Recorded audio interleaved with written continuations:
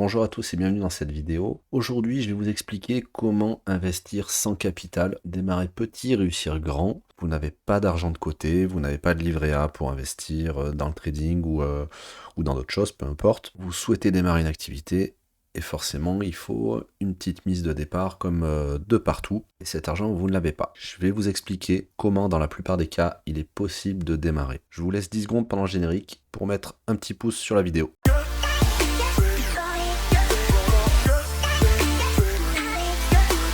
Alors aujourd'hui, je vais vous montrer que vous avez déjà un potentiel d'investissement. Comment? Tout simplement avec un petit tableur. Alors, pas besoin de créer le tableur, je vous l'envoie sur simple demande. Quand vous cliquez sur le lien dans la description, je vous recevrai par mail ce tableur-là. Je vais vous expliquer un petit peu comment il fonctionne. Donc c'est tout simplement le budget personnel. Il faut rentrer vos dépenses dans les catégories et vous allez avoir une vue globale sur vos rentrées et vos sorties d'argent. Alors je sais que tous les fins de mois, c'est un peu compliqué pour tout le monde, mais il y a toujours possibilité d'optimiser ça et d'opérer des grands changements pour pouvoir démarrer à investir. Ce n'est qu'une première phase, je suis aussi passé par là. Admettons, vous ayez un salaire de 700 €. Si vous avez des loyers peut-être ou d'autres revenus qui peuvent arriver, un autre petit boulot à côté, vous pouvez vous rentrer ici toutes les rentrées d'argent. Vous avez, je sais pas, une prestation, peut-être vous avez des enfants, vous avez une aide de la CAF, 200 €. On a un loyer, je mets totalement au hasard, hein. Une assurance peut-être à 50 €. On a des charges bien sûr d'électricité, d'eau, ça augmente pas mal, on va mettre 150. Le chauffage est inclus. Vous avez un véhicule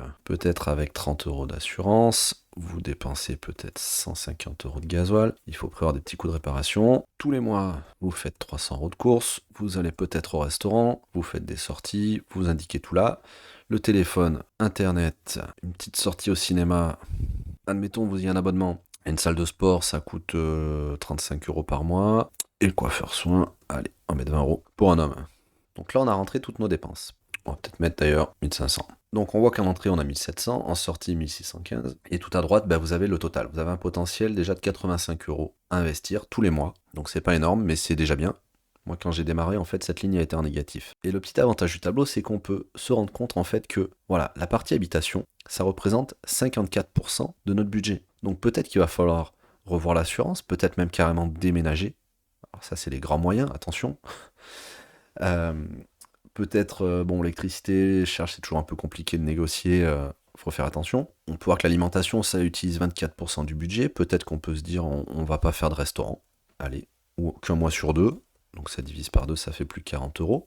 Parce qu'il faut pas non plus, il faut quand même vivre. Le téléphone, 30 €, je peux vous le dire tout de suite, vous payez beaucoup trop cher. Un abonnement, c'est entre 10 et 15, allez, grand max 19 €. Mais on va partir sur un abonnement à 15 €.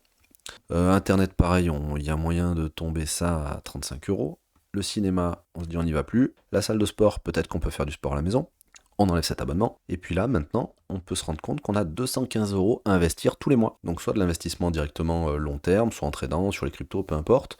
Peu importe l'investissement, ça peut être de l'immobilier, de la SCPI, ou soit tout simplement en se formant. Moi, je vous jure, j'ai vraiment démarré sur ce tableau pour me payer les formations avant d'investir mon argent. En fait, cette somme-là, il y a une partie que j'ai épargnée sur un livret A, qui ne rapporte pas grand-chose, et une autre partie qui partait vraiment en formation, pour après utiliser mon livret en investissement. Et encore aujourd'hui, même avec les revenus de mes investissements que je rentre ici, je revérifie tout le temps un petit peu si tous les mois je peux réinvestir une partie de mon argent. J'espère que vous avez compris. Si vous avez des questions, mettez-les en commentaire. Vous pouvez cliquer pour télécharger le tableur. Il sera tout prêt avec les formules déjà remplies. Merci d'avoir suivi la vidéo. J'espère que vous trouvez ça très utile et bonne chance pour vos investissements.